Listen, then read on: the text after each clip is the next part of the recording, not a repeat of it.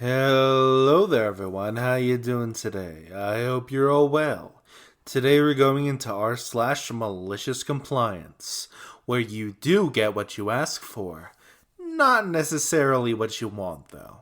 If you enjoyed today's stories, remember to like, subscribe, leave a comment down below, and hit that notification bell. Now without further ado, let's get started, shall we? I'll be fired if I don't work that day? Well, let's make it my last day. A few years back, I worked on a relief crew on a drilling rig. The rig ran 24 hours a day with 3 shifts. Crews worked 6 days and then 2 days off. My crew would replace a working crew so they could have their 2 days off, so we worked mornings 2 days, then afternoons, and then nights. It was common to find someone to take a shift if you wanted an extra day off, but the replacement had to have the same abilities. A crew had a driller, derrick hand, motor hand, chain hand, and floor hand. People started as the floor hand, and as they learned, they would work their way up with more responsibility and more pay. Sometimes when someone changed companies, they might take a lower position, so it was common to have someone with derrick hand capabilities working motor or chain. In September, my wife asked about the chances of getting off for Christmas. I checked the calendar, and my days off fell on December 24th and 25th. Done deal, I have it scheduled off. Then I decided to sweeten the pot. I found a guy who would work December 22nd and 23rd for me. I also found one who would work the 26th and the 27th. I took this to my driller, who agreed they could work for me. With my 6 days off, I could drive 400 miles to meet family. Things looked pretty sweet. Almost too sweet. The other guys on my crew were in the same position, so they all tried to find replacements, and only 2 were successful. Unfortunately, the driller only had 3 other guys on the rig who could work for him, and none of them wanted to help. He got mad and said since he couldn't have the time off, none of us could have it off. I reminded him that he already approved my time, and he said that was cancelled, and if I didn't work on December 23rd, then I was a runoff MF, also known as fired. I told him fine, I will work the 23rd, but that'll be my last day of work. Consider this my 3-month notice. At work, nothing much was said for the next few weeks. Outside of work, I was networking and found another job. I could start at the first week of January. All was set. At the end of my shift on the 23rd, I emptied my work locker and said my goodbyes. The driller barely acknowledged me. I went home and drove to see family the next day. I spent a relaxing week there and then came back to start my new job. About the end of January, I went to a friend's birthday party. There, I saw one of my old crew. He asked me when I was going to go back to work. The driller thought I was just sulking around and that I would come crawling back soon. He never hired a replacement, and they had been working short-handed for over a month. I said he better hire somebody. I wasn't playing games when I said I quit. I meant it. You want proof my fiancé is sick? Okay, you got it. I am engaged to my fiancé Joey. He recently had surgery on his leg and hip, but there were complications, and he has been sick and weak since. We try not to ask for help, but this has put a big financial strain on us, to the point we've spent our wedding savings on his recovery. We are fine with this because if we need to have a courthouse wedding, we're cool with it. We just want him to be healthy. But we did set up a temporary donation page to help with some of the expenses. A friend of mine, Carla, donated about $10 a month ago, and I reached out to thank her. Last week we posted an update, not asking for more money, but just to let people know Joey has had another setback, and the doctors are creating an all-new treatment plan for him. Carla commented publicly and said the following. I'm beginning to question if he has actually been sick this long or if y'all are just trying to get more money for your wedding. Who takes this long to recover from surgery, especially when you're an athlete? I said, I am very offended and appalled that you would accuse us of faking anything. Maybe you're just having a bad day, or a bad moment, or bad judgments. But how shamefully low of you. She replied, I want my donation back unless you can show proof that he's sick, in a hospital bed or sitting in a doctor's office. Anything. I sent her $10 to get off our backs, but I also sent her a video of the proof she asked for. One of the concerns Joey has had is that he will get severely nauseous if he eats protein, which is what he's supposed to be doing, and when he overexerts himself, which he does sometimes. I sent her a video of him dry heaving into an M&S bag in the middle of PT. Now, one of his doctors asked us to record his PT so they can see progression of him not feeling well, to hopefully make some adjustments, so I didn't take this video just to send to Carla. But to me, it seemed like solid proof since, well, she was asking for it. She said, What the hell? I have emetophobia. I didn't know this. And you just triggered me so hard. I hope you're happy with yourself.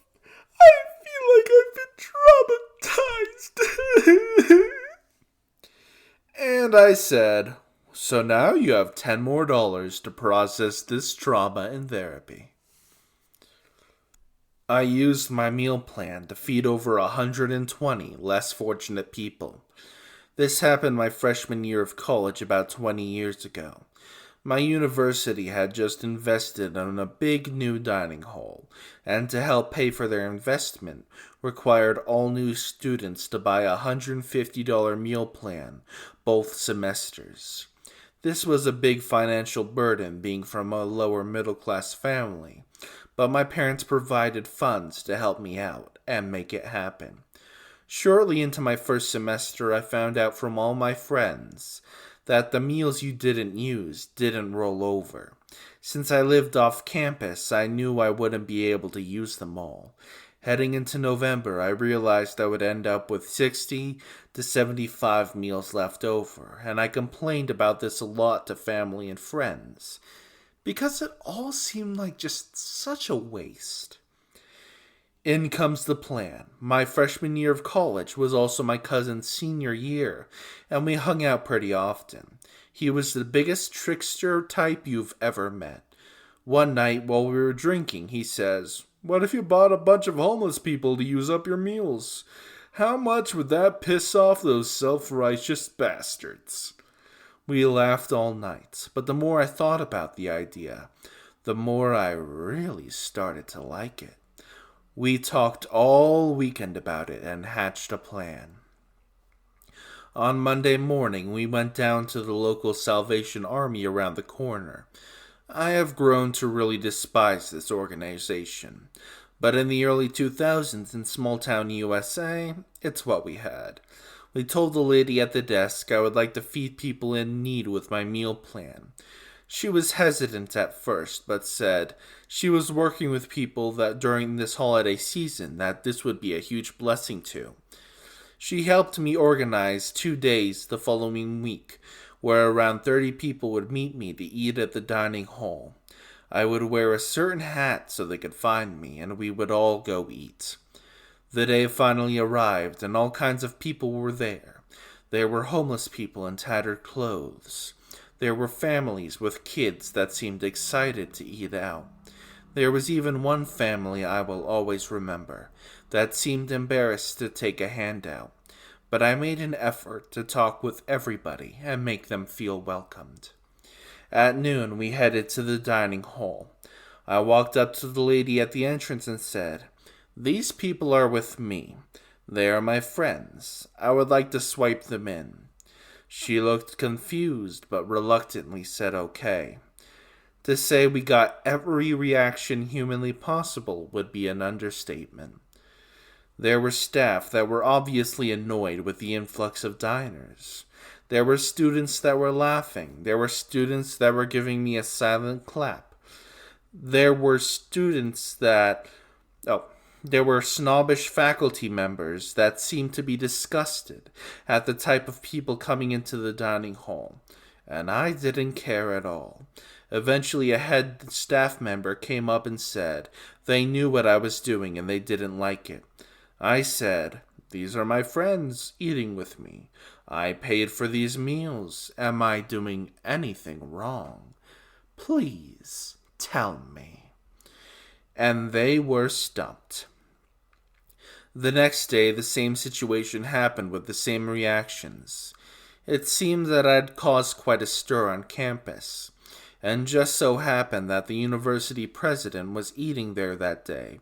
She came up to me and said, even though she would like to ask me that I not tell my friends to do the same thing with their meals, as the staff couldn't handle the influx of diners, she was proud that her students had the heart to do something for others like that. The following semester, I did the exact same thing. I even used my meals sparingly so I could bring more people.